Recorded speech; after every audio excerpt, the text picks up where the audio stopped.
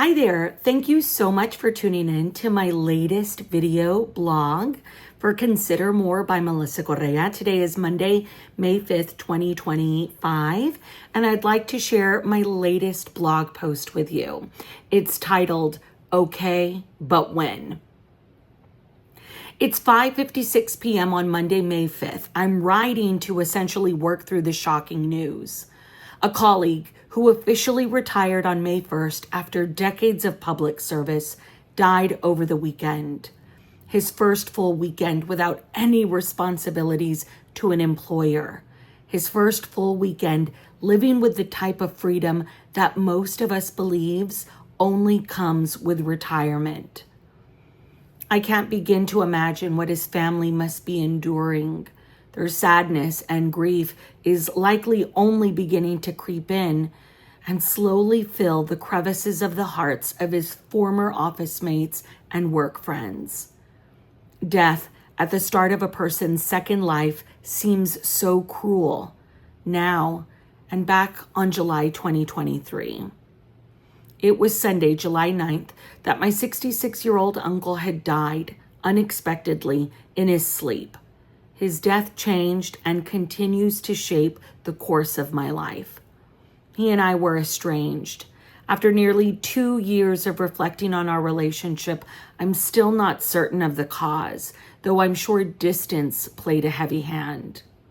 You see, the gap between childhood and adulthood fell into a time before constant connection, when phones back then had minutes, email was clunky, and Facebook was for .edu addresses only. And his life had launched in big new ways, and he made his own choices. 20 years of distance built one very high hurdle, and on July 9th, 2023, any opportunity for us to reconnect simply faded as he took his last breath.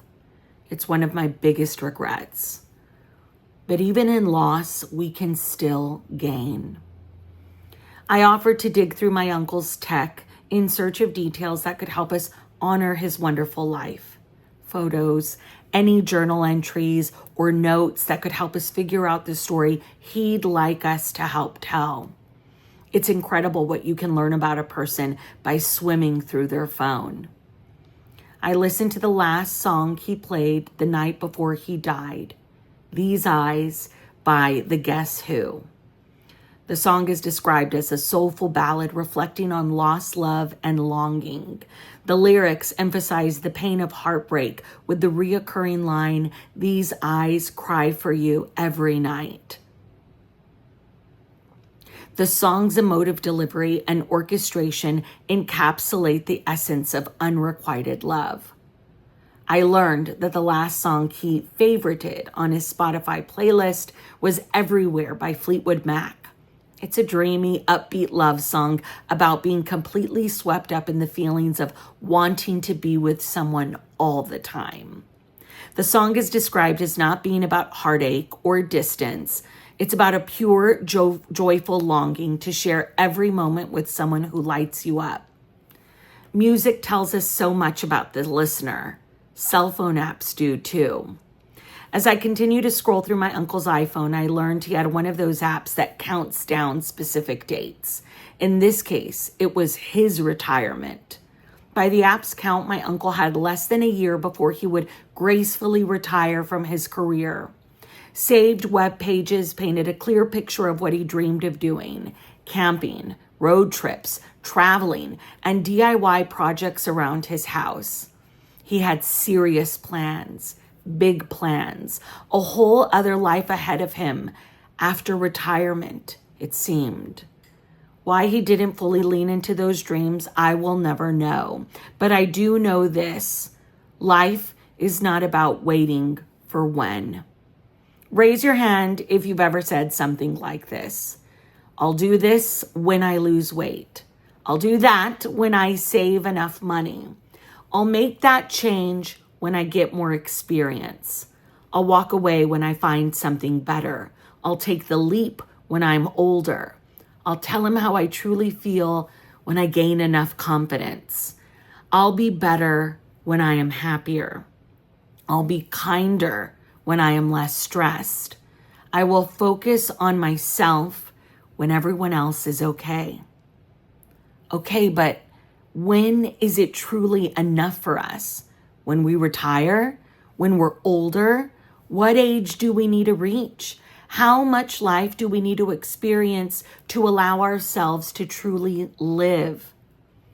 Nearly 20 years of local journalism and 40 years of cultivating my Christian faith remind me that a long life is not guaranteed. Tomorrow is not promised. Heck, we all hope to make it home safe and sound today. I'm writing to process all this, not to incite fear, but to encourage us to all consider more. After 10 years of living in the Heights, an inner city Houston neighborhood, I'm literally in the process of packing up to move downtown. And I'm catching myself delivering a one-woman show of when.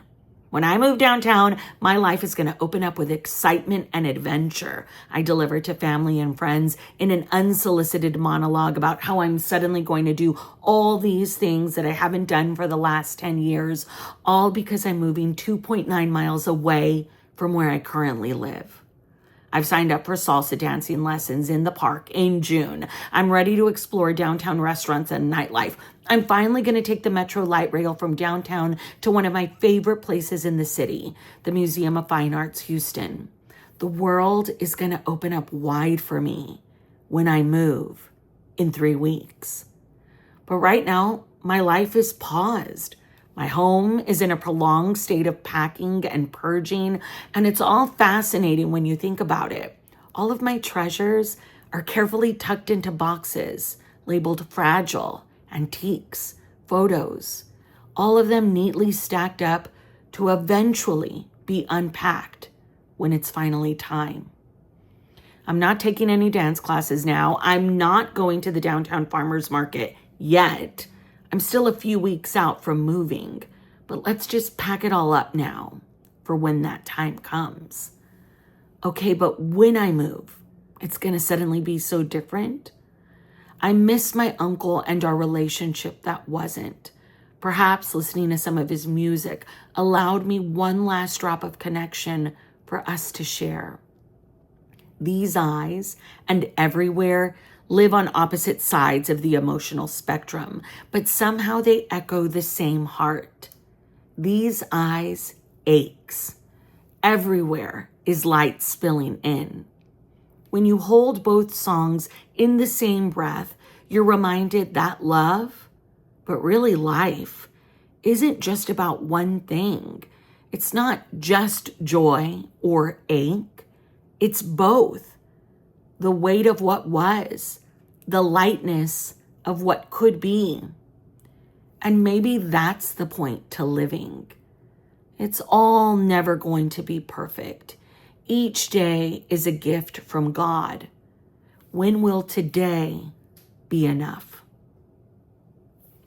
Thank you so much for listening to my blog as I work through and process all of these thoughts, feelings, and emotions.